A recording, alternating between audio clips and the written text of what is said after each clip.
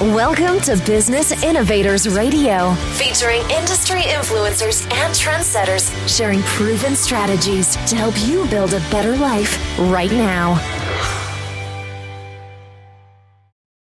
Well, hello and welcome to this episode of our program. This is Mike Saunders with Marketing Huddle, and today we have with us Barak Granot, who is with DentoMetrix, and he's also the author of Attract Better Patients, How to Position Yourself as the Go-To Dentist for Higher Value Cases. Welcome to the program, Barak. Thank you so much. I appreciate you having me here. Hey, you're welcome. And bring us up to speed on what is DentoMetrix and what caused you to write this book, and when did that come out? Okay, so DentoMetrix is a dental marketing agency that gets dentists. We work with specific type of dentists that want to get their practice to the next level, basically. So we are marketing them in a very unique way. We've developed our own system, which is predictable patients technology, and we have just a little bit different approach than the regular marketing agencies that you see all over. The way we are approaching the marketing is, first of all, making sure that the positioning is in place. Because we have found that a lot of times dentists and marketers are trying to market without setting the ground for that. So what occurs is people are resisting the marketing because they don't like to be marketed to, and everybody is doing the same thing and saying the same message. So if the positioning is in place first, people are more receptive to get the marketing actually. So in other words, if so many times people do the default marketing recommendations like you need to, SEO or social media or pay-per-click or in some cases, Groupon type ads, and that's attracting a specific type of patient which may not be conducive to long-term and high revenue relationships. That's correct, but it's not the full picture. So let me just expand on what you said. So first of all, one thing that I have found out throughout the years I'm doing marketing for dentists, for example, and I believe that this will be true for other professions, but again, I'm specializing in dentists, so I know that for them. So I've recognized that there are about 50% of the people are looking for the better deal, or looking for price that will fit them best, and the other 50% are looking for the quality, and they're shopping by trust, not by price. And it's important to understand that, because when you do marketing, you either attract one group or the other. Yeah. And when you do one type of marketing to attract one group, you actually deter the other group. So dentists that want more quality but actually promote on price, like a certain coupon or something like that, then they actually, get the other group that they want, get them to run away from that dentist.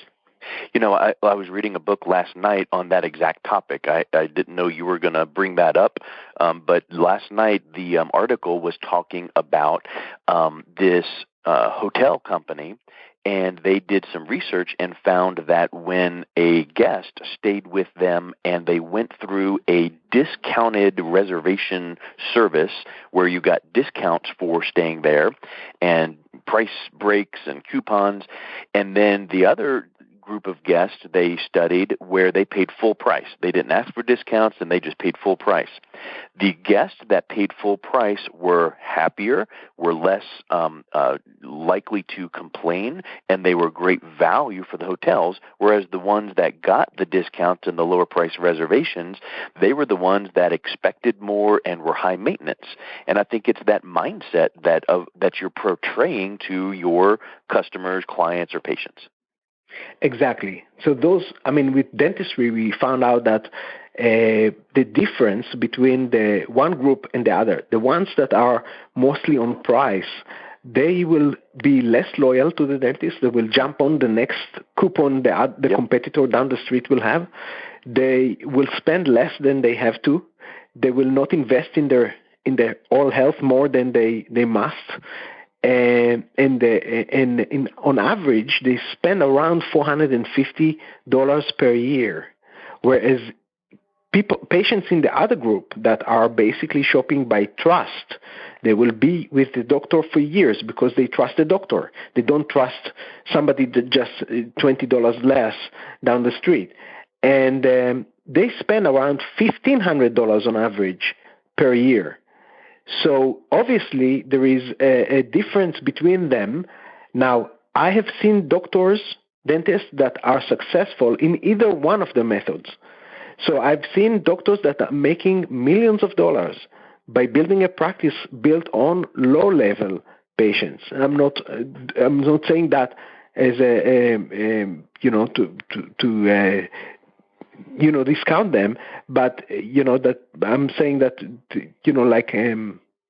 I'm talking about people that have less means and are using insurance, and the doctor can be very successful doing that, or I've seen other doctors catering to the affluent. So it's just totally different types of practices. One is I don't know that industry at all, but you can confirm this. It seems to me that the practice that is doing the high volume, like you mentioned, would also have a lot of extra paperwork, a lot of hassles that they have to deal with whatever that might be. So you might feel like your revenues are higher or your volume is higher, but wouldn't that come with some extra baggage or some extra administrative tasks that the other type of practices might not have to deal with?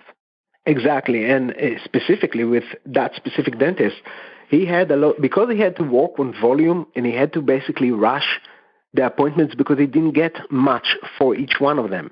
He would get money from the insurance, the HMO, and it wasn't much, so he had to do that quite rush, and patients felt it, and they would give them bad reviews because you get what you pay for. Yep. So it came with that price basically. I didn't think that he liked the money, but I don't think that this is the way most dentists would want to be, because from what I understand, from what I've experienced, dentists, they love what they do and they are there to serve, and they like to see good quality work done on their patients. And you have to give them a room to do that. However, the problem is that most, the other group that we spoke about, the affluent one, the one that would spend more, they are harder to get. They are harder to convince, and that's where the positioning plays part.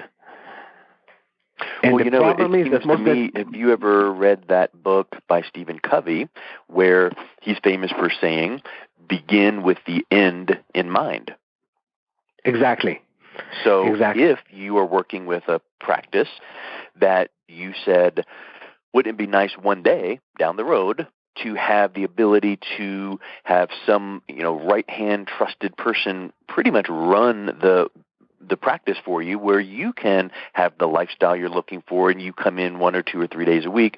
Well, the way to structure that might be building that positioning or that credibility so that you're attracting the right patients. Now, this doesn't happen overnight, and it's a process, but I would suspect that it would be easier to have a practice that way rather than the other way of huge volume but very thin margin. I totally agree, and that's what I push, and those are the people I would rather work with, because and first of all, when you say that, begin with the end in mind, the first thing that the dentist should decide for himself is what is his role in the practice. And you touched a little bit about that, but I want to stress something here. The dentist, as the owner of the practice, should be the CEO, not the technician. Yeah. Now, when you think about CEO, when you think about CEO, usually people have in mind CEO of a big corporation. Let's say, I don't know, Richard Branson or Bill Gates. You won't find them in the kitchen fixing the toaster that is not working in the staff room. Right. So the CEO has to delegate, and he has to basically supervise from above all what's happening in the office. So I see a lot of dentists doing the marketing by themselves or doing other things by themselves, doing their Facebook and so on. And they are not trained for that. Mm-hmm. And by doing that, they actually reduce themselves. Or, on the contrary, being the technician, and they are the technicians. I mean, they are the people that operate the service that people buy. However, what we offer them is being their marketing department, the outsourced marketing department that they cannot afford to have in-house. I think you brought up an interesting point, and I'll tie these two things together from what I heard you say. There are many, many tasks that the main doctor can do. They can physically and actually post something on social media. They could probably also enter patient appointments and reminder emails. They can do most every single thing in the practice in the office that needs to be done, but should they? And if they find that they are doing a lot of those things because I don't want to hire a administrative person for the front desk, for instance, then when they are working with a patient, I think that internally or subconsciously even, they feel like there's so much on their mind, so much on their plate, and they're not fully focused on that patient, and the patient can feel that. Might not give bad service or bad treatment, but it's just not as relaxed as they could be, whereas if they're working with someone like yourself, an outsourced marketing department, and they know that these tasks are done by their administrative person, these tasks are done by my marketing firm, now they are comfortable and calm to treat each patient, to get to know them on a personal level, to remember that they went on a fishing trip last summer or whatever the case is, and now their whole practice is working at a different level. Exactly. As you and I know, and every business owner that is listening to this call, running a business can be taxing. Worrying about getting more clients or patients can get a little bit of your sleep. So if you have that taken care of, then you don't have to worry about that. If that's what you want to do. I mean, obviously, if you want to, and again, my specific target clients, I mean, the clients I take on, and I don't take much. I fill in my slots and I close it, and people wait on the waiting list because I want to work with those people that actually get it, and that's a result of experience. When I was working with, for example, a dentist that didn't think like that, and I doubled his practice within a year. He was a small dentist with $500,000 a year, and I doubled it to $1 million a year. But he wasn't ready to let away some of the things that he would like to do by himself. So he had too much work on his plate. And this is something that I realized, okay, you know what, maybe that was not, I did my job in a good way, but maybe that wasn't a good match for me, because I found myself afterwards with having to change to work with somebody else. I think it's interesting that if any dentist were listening to this, that they would need to think, yes, I can agree with the fact that if I had those higher-end, higher-value patients, that my whole approach to the practice would be much different, in the sense that if I knew that this patient in the chair was one of these higher-value patients, I'm not rushing through the appointment. I'm taking my time, and I'm really giving more of myself to this patient. Not that you're giving less service or bad service to other patients, but if you can position or think of yourself as treating those patients with that utmost care and respect because you know that they're high value, isn't that the same opportunity you're giving to the dentist that you work on, because I'm sure you don't run Groupons and do low-price services, so your attention and your expertise is being devoted fully to practices that work with you, and then they get the most optimal results. Exactly. And I want to also point out the reason I wrote my book. You asked about that before, and we touched about the reason behind building the authority and getting the positioning in place. So this is not the only thing we do. Obviously, we have a lot of things in the predictable patients technology that I don't know if we'll have time to discuss on this podcast, but on this show. But in regards to the positioning, first of all, yeah, that is important. What it gets the doctor to be able to attract those patients that will not go with anyone, that will choose him by the quality, and even if it costs a little bit more, they will be willing to listen to his suggestions regarding cosmetic treatment that they need, and will come a lot more regularly to the appointments, to the cleaning, and won't have to be nudged and budged because they understand. Okay, so I was writing this with that in mind, first of all, to get that point across. And I was touching on the first points that actually dentists can do by themselves if they want, or they can hire us to do that for them if they want to ensure that it will be done faster and better without the learning curve.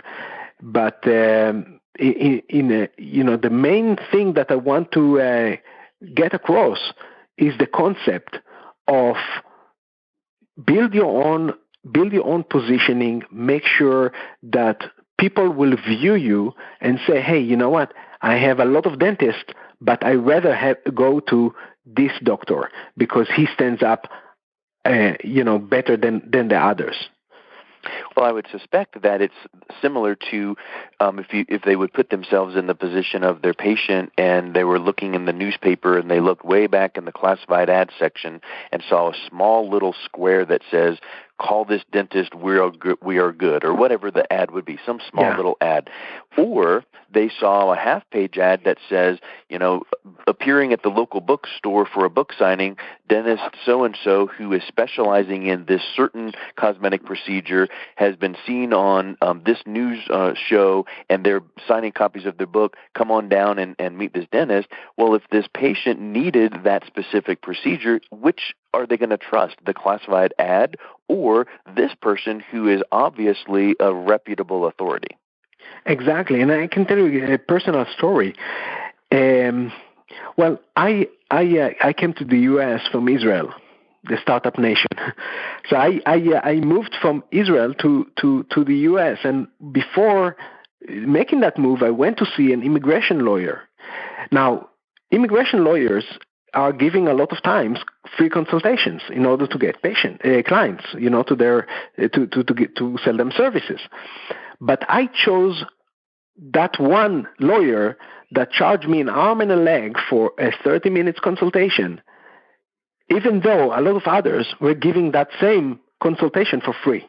Now, why did I pay that? Why did I rather pay than get it for free? Because that lawyer had a book on the subject. He had a book about visa to the U.S. So I didn't want to take my chances and go with somebody that may or may not know the full data, or may or may not be with a complete knowledge or be an authority on the subject. So for me, that lawyer was worth paying. And I'm saying that because, you see, dental work is not a commodity. Right.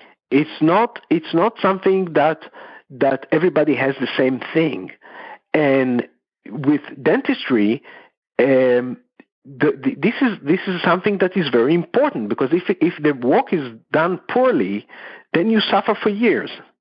It's not like a restaurant, for example. Right. But, you just don't go back to eat that dinner at a restaurant. But a dentist, if you choose the wrong one, that affects your personal quality of life Exactly. With the restaurant, okay, so you get a bad service, okay, that's fine. Or maybe you had a bad food and you felt bad the day later, but it won't affect you for years, like you do with health.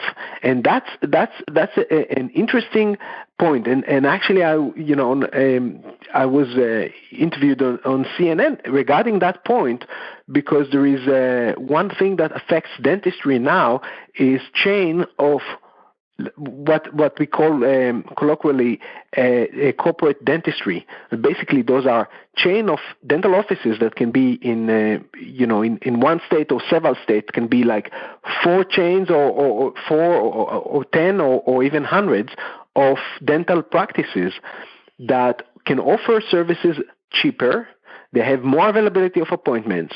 They are all managed by one management company that all the several services are common to all of them, like HR and finance and marketing and a lot of things. And they basically have a lot more money to market. Their budget for marketing is about 20% compared to maybe 3 to 5 for regular dentists. And they can offer things for a lot cheaper because they just hire people out of dental school.